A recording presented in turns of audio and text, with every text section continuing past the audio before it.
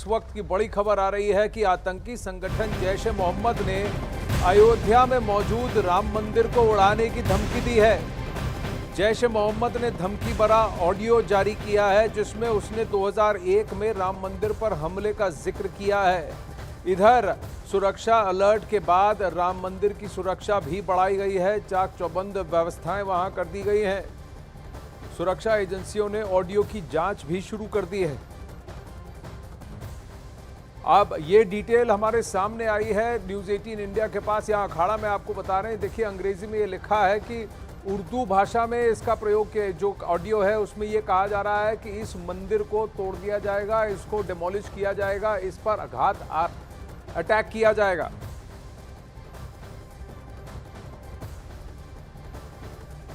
इंशाअल्लाह बाबरी मस्जिद की जगह जो तुम्हारा मंदिर बना हुआ है और वहां हमारे 3 साथी शहीद हुए हैं, इंशाअल्लाह इस मंदिर को गिराना हमारी जिम्मेदारी बन चुकी है।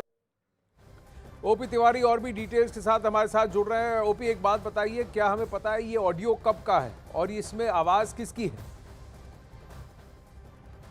बिल्कुल आनंद, मैं आपको बता दूं कि खुफिया एजेंसियों के हाथ ये ऑडियो और वीडियो विगत दिनों ही उनके हाथ लगा है। और सबसे महत्वपूर्ण बात यह है कि खुफिया एजेंसियों का मानना है कि इस ऑडियो वीडियो में जैश ए मोहम्मद के एक प्रमुख आदमी की आवाज़ भरी गई है।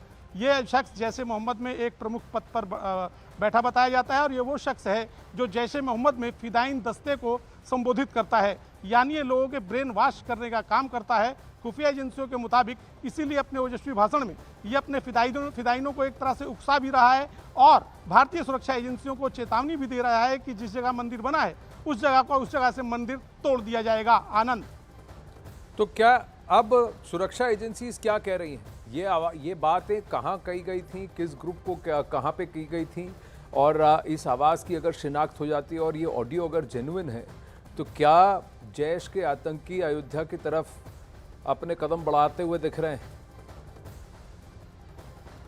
बिल्कुल आनंद, मैं आपको बता दूं कि ये जैश ए मोहम्मद द्वारा जारी किया गया ही ऑडियो वीडियो है। इस बात की आधिकारिक तौर पर पुष्टि हो चुकी है और इस पुष्टि के बाद ही सुरक्षा एजेंसियों ने इस बाबत बाकायदा अलर्ट जारी किया है।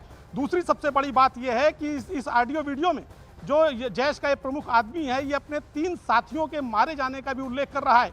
मैं आपको बता दूं कि साल 2001 में जैश के 3 कमांडरों को अयोध्या मंदिर पर हमले के लिए भेजा गया था, लेकिन ये तीनों आतंकवादी लखनऊ और उसके आसपास के इलाके में मार दिए गए थे। और इन आतंकवादियों के नाम थे कमांडर अब्दुल अजीज, कमांडर लियाकत अली और कमांडर सैयद फजान। और इस ऑडियो वीडियो में भी स्पष्ट तौर पर सुना जा सकता है कि वो कह रहा है कि हमारे 3 साथियों ने इसमें बलिदान दिया था, यानी अब जैश के कदम एक बार फिर अयोध्या की तरफ आते हुए दिखाई दे रहे हैं। आनंद, तो ओपी, आप जो कह रहे हैं कि इस ऑडियो में भी वही बात, मैं आपसे वही प्रश्न पूछने वाला था, ये किन तीनों की बात कर रहे हैं जिसको कि ये शहीद बता रहे हैं? क्या ये वही 3 आतंकी हैं जिसको कि यूपी की एटीएस टास्क फोर्स ने ढेर किया था, लखनऊ के आसपास इनको ढेर किया था?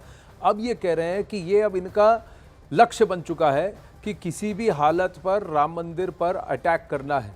आपने कहा ये गत दिनों का वीडियो है और इस पर जो अभी हाल फिलहाल में जो घटना घटी है उसका भी रेफरेंस है, तो क्या ये पिछले 10-15 दिनों की बात है?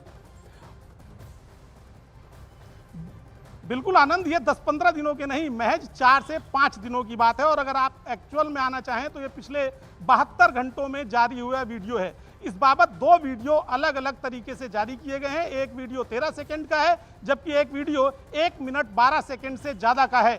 दोनों में लश्कर जो जैश ए मोहम्मद के प्रमुख लोग हैं वो जो है लोगों को मतलब अपनी टीम को एक तरह से प्रोत्साहित कर रहे हैं, उत्साहित कर रहे हैं और धमकी भी दे रहे हैं भारतीय सुरक्षा बलों को। और ये स्पष्ट तौर पर वो स्वीकार भी कर रहे हैं कि साल 2001 में तीनों आतंकवादी जो मारे गए थे वो पाकिस्तानी थे। आनंद, मैं आपको बता दूं, और ये लोग ये स्वीकार कर रहे हैं कि वो हमला पाकिस्तानी आतंकवादियों ने भी नहीं किया था। आनंद, देखिए ओपी, यहाँ पर गत दिनों में जो घटनाएं घटी हैं उसमें 2-3 बातों की पुष्टि हुई है कि भारत के अंदर पहले ही साजिद जट के अंदर करीब 16 पाकिस्तानियों ने घुसपैठ की है। अब 10 से 12 भी और घुसे हैं। रियासी में अगर साजिद जट के गुट का हाथ था तो फिर कहा जा रहा है कि डोडा किश्तवाड़ उस तरफ जो अटैक्स हुए हैं वहाँ पर इनका जो नया गुट अंदर आया है, इन्फिल्ट्रेट किया है। उसकी एंट्री हुई है। तो क्या इनमें से कुछ पाकिस्तानियों का मंसूबा ये है कि किसी तरह जम्मू के रास्ते और फिर वहां से नीचे उतरकर उत्तर प्रदेश में घुसपैठ करें और फिर यहां कोई कार्रवाई करें? इस प्रश्न का उत्तर ओपी तिवारी से लेंगे, लेकिन पहले आपको वो ऑडियो सुना दें। ये 13 सेकंड का ऑडियो है। इसके अलावा एक और ऑडियो न्यूज़ 18 इंडिया के हाथ लगा है जो कि 1 मिनट 12 सेकंड का है। इंशाअल्लाह बाबरी मस्जिद की जगह जो तुम्हारा मंदिर बना हुआ है और वहां हमारे 3 साथी शहीद हुए हैं, इंशाअल्लाह इस मंदिर को गिराना हमारी जिम्मेदारी बन चुकी है। तो दो वीडियोस जारी हुए हैं या 2 वीडियो न्यूज़ 18 इंडिया को मिले हैं। इसमें जो दूसरा लंबा वीडियो है उसमें क्या कहा जा रहा है और ओपी जो घुसपैठ हुई है क्या उसके कनेक्शन को जोड़ा जाए कि वहां से कुछ 1-2 गुट इस तरफ आ सकते हैं, या फिर ये वो नेपाल का रास्ता यूज करके जो इन्फिल्ट्रेट करने की कोशिश कर रहे थे अब वहां पर अटेंशन आएगा, क्योंकि वहां पर भी गिरफ्तारियां हुई थी पिछले महीने। बिल्कुल आनंद, मैं आपको बता दूं ऐसी किसी भी संभावना से इनकार नहीं किया जा सकता कि जम्मू में जो उसामा बॉर्डर के जरिए पिछले दिनों घुसपैठ हुई है, चूंकि वो घुसपैठ लश्कर और जैश के आतंकवादियों ने की है और इस बात को आधिकारिक तौर पर माना भी जा चुका है कि आतंकवादी लश्कर और जैश के ही थे जिन्होंने सांबा बॉर्डर के जरिए पिछले 15 दिनों के दौरान घुसपैठ की।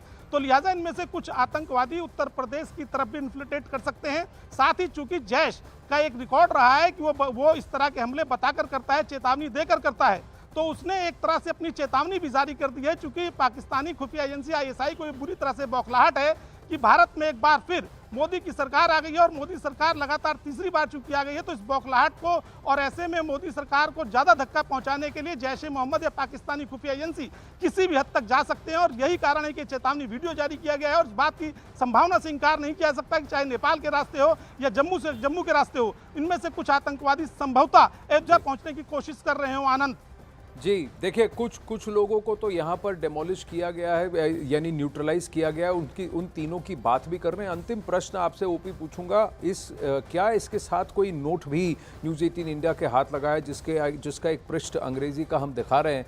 वहाँ बात की जा रही है कि ये आवाज़ जैश के आमिर की है। ये कौन है? बिल्कुल आनंद, मैं बता दूं ये जो हम अपने दर्शकों को ये जो अंग्रेजी में लिखा हुआ पत्र दिखा रहे हैं, ये भारतीय खुफिया एजेंसियों द्वारा जारी किया गया अलर्ट है और उस अलर्ट में साफ तौर पर कहा गया है कि जैश के अमीर की आवाज़ है। जैश के अमीर का मतलब कि जैश के सर्वे सर्वा लोगों में शामिल जो शख्स होता है उसे जैश का अमीर कहा जाता है। जैश के अमीर का मतलब है कि टॉप 3 के लोग जो ऊपरी पायदान में 3 जगहों पर बैठे हुए लोग होते हैं उन्हें जैश के अमीर के नाम से संबोधित किया जाता है। और इसमें साफ तौर पर मतलब है कि जिस शख्स की आवाज़ है वो जैश का अमीर है। और इसका साफ मतलब है कि जैश के बड़े लोगों ने अब एक बार फिर अयोध्या पर हमले का मन बना लिया है। आनंद जी, रऊफ असगर के पास अब कमान है जैश की, ऐसा कहा जाता है, और उसके 1 या 2 और भी आला कमांडेंट्स हैं जिनको टॉप 3 कहा जाता है। मसूद अजहर क्योंकि उनकी उम्र हो चुकी है तो धीरे धीरे कमांड अपने हाथ में नहीं ले रहे हैं, उनके पुत्र जो हैं वो इस पे एक्टिव हैं, ये कहा जाता है। ओपी तिवारी, धन्यवाद आपके अपडेट के लिए। आगे बढ़ते हैं।